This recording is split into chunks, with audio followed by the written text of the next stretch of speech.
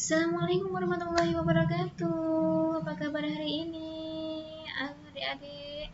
Kembali lagi bersama saya, Kak Cici dari Yatim Mandiri Jombang. Oke,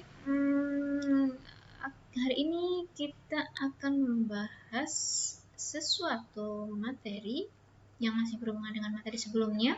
Sebelum itu kita yel-yel dulu. Apa kabar adik jenis hari ini?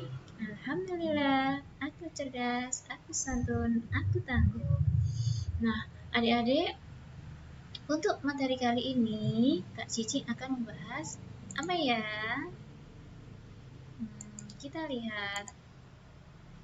Materi kali ini, Kak Cici akan membahas mengenai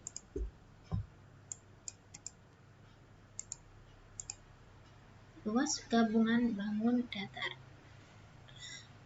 Untuk materi-materi sebelumnya, Kak Cici pernah membahas mengenai bangun datar trapesium, luas trapesium, kemudian luas lingkaran. Nah, untuk kali ini, Kak Cici akan menggabungkan dua atau lebih bangun datar dan akan dicari luasnya seperti apa ya?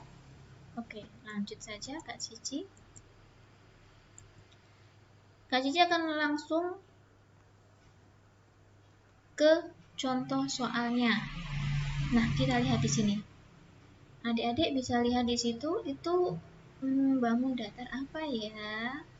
Di sini kita lihat Kak Cici memberikan contoh keseluruhan di sini adalah bangun datar trapesium. Kan bangun datar trapesium, kemudian ada lingkaran, setengah lingkaran, ada dua. Nah, di sini yang diarsir adalah yang akan kita cari luasnya. Nah, sebelum itu kita identifikasi dulu. Nah, terdapat dua bangun datar di soal yang tadi. Yang pertama adalah trapesium, yang kedua adalah lingkaran. Lingkarannya berupa setengah lingkaran. Nah, bisa dilihat di sini. Yang perlu kita selesaikan dulu adalah trapesiumnya. Kita identifikasi di sini. Nah, dapat dilihat adik-adik di sini. AD adalah sisi dengan 21 cm. Kemudian BC di sini kita belum tahu nih panjangnya berapa. Hanya saja di sini ada lambang garis 2 yang berarti bahwa garis ini adalah sama besarnya. Kalau kita lihat di sini ada garis potong di sini menjelaskan bahwa dari titik sini ke titik sini itu sama panjangnya dengan yang ada di sini, yaitu 20 cm. Nah, garis ini menunjukkan adalah masing-masing sama besarnya. Jadi 21 di sini kita bagi 3. Hasilnya ada 7. Jadi masing-masing di garis ini itu adalah 7 cm. Nah, ketika kita jumlah 7 tambah 7 tambah 7 tambah 7 tambah 7 hasilnya 35 cm. Berarti BC ini hasilnya 35 cm. Kemudian tingginya adalah 14 meter. Kalau kita sudah identifikasi ketiganya ini, kita bisa langsung memasukkan rumus luas trapesium. Rumusnya seperti yang kemarin, bahwasanya setengah kali jumlah sisi yang sejajar dikalikan tinggi. Nah, kita tinggal masukkan saja.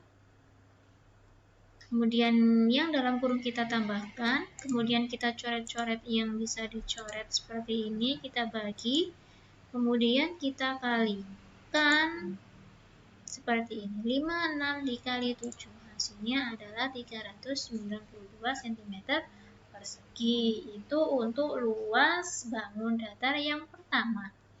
Nah, karena di sini ada bangun datar lingkaran yang berupa setengah lingkaran ada 2 ini kita selesaikan menggunakan rumus lingkaran. Nah, kita identifikasi dulu.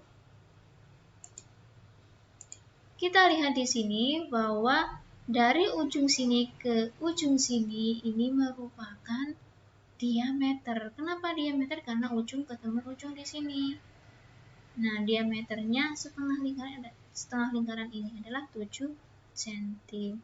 Karena rumus dari lingkaran itu sendiri adalah menggunakan jari-jari, maka 7 cm ini akan dibagi 2, hasilnya 3,5.